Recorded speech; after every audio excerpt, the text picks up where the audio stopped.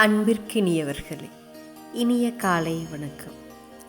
ஒரு வயசான முதிய பெண்மணி ஒருத்தங்க அவங்களுடைய செக்கை ஒரு பேங்க்கில் இருக்கிற கேஷியர்கிட்ட கொடுத்து, எனக்கு 500 ரூபாய் பணம் எடுக்கணும் அப்படின்னு சொல்கிறாங்க.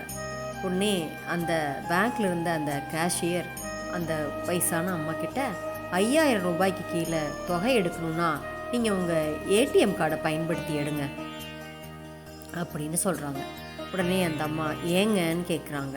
அந்த கேஷியர் ரொம்ப எரிச்சல் ஆகிட்டு, இதுதான் பேங்க்கோட சட்டம், வேறு எந்த விஷயம் இல்லைன்னா இடத்த காலி பண்ணுங்க, உங்களுக்கு பின்னால் நிறைய பேர் வெயிட் பண்ணுறாங்க அப்படின்னு கொஞ்சம் கடுமையாக சொல்கிறாங்க.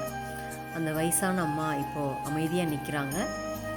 தன்னுடைய செக்கை மறுபடியும் அந்த கேஷியர்கிட்ட கொடுத்து, தயவு செஞ்சு என் அக்கௌண்ட் உள்ள பணம் முழுசையும் எனக்கு திருப்பி கொடுத்துருங்க அப்படின்னு சொல்கிறாங்க.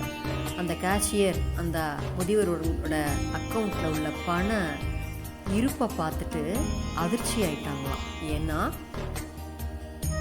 என்னை மன்னித்துக்குங்க பாட்டி, உங்கள் கணக்கில் 3.5 கோடி ரூபாய் இருக்குது, எங்களுடைய வங்கியில் இப்போது அவ்வளோ பணம் இல்லை, அதனால் தயவு செஞ்சு நாளைக்கு ஒரு நேரம் ஒதுக்கி நீங்கள் வர முடியுமா அப்படின்னு ரொம்ப பணிவோடு கேட்டிருக்கிறாங்க அந்த கேஷியர். உடனே இந்த வயசான அம்மா, இப்போது நான் எவ்வளோ பணம் என்னோடய அக்கௌண்ட்டில் எடுக்க முடியும் அப்படின்னு கேட்டிருக்காங்க. அதுக்கு அந்த கேஷியர், நீங்கள் 3 லட்சம் வரைக்கும் எடுத்துக்கலாம் அப்படின்னு சொல்லியிருக்கிறாங்க. உடனே அந்த அம்மா, எனக்கு 3 லட்சம் வேணும்னு அப்படின்னு சொல்லி எழுதி வாங்கிக்கிறாங்க. 3 லட்ச ரூபாயை வேகமாக மிக பணிவாக கொடுத்துருக்குறாங்க அந்த கேஷியர். இப்போ அந்த பாட்டி அதிலிருந்து 500 ரூபாயை மட்டும் எடுத்து கையில் வச்சுக்கிட்டு மீதம் இருக்கிற 2,99,500 ரூபாயை மறுபடியும் தன்னுடைய அக்கௌண்ட்டில் டெபாசிட் செய்ய சொல்லியிருக்கிறாங்க. இப்போ அந்த கேஷியர் வாயடைச்சு போய் நின்றுட்டாங்க. சட்டங்கள் தளர்க்கப்படாதவையாக இருந்தாலும் நம்ம மனிதர்களுங்க சில சூழ்நிலைக்கு ஏற்ப கொஞ்சம் அனுசரிச்சும் போகலாம்.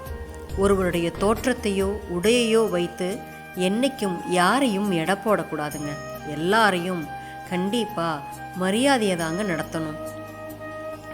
Don't judge a book by its cover அப்படிங்கிற வார்த்தை எல்லாருக்கும் ரொம்ப தெரிஞ்சது தான். ஒரு அட்டைப்படத்தை வச்சு அந்த புத்தகத்தை என்றைக்குமே கணிக்கக்கூடாது இல்லைங்களா?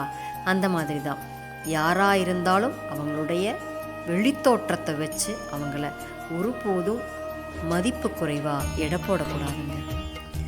நாளை சந்திப்போம் தோழமைகளை. மகிழ்வுடன் விஸ்டம் மெட்ரிக் மேல்நிலைப்பள்ளி, செய்யாற்றை வென்றான்.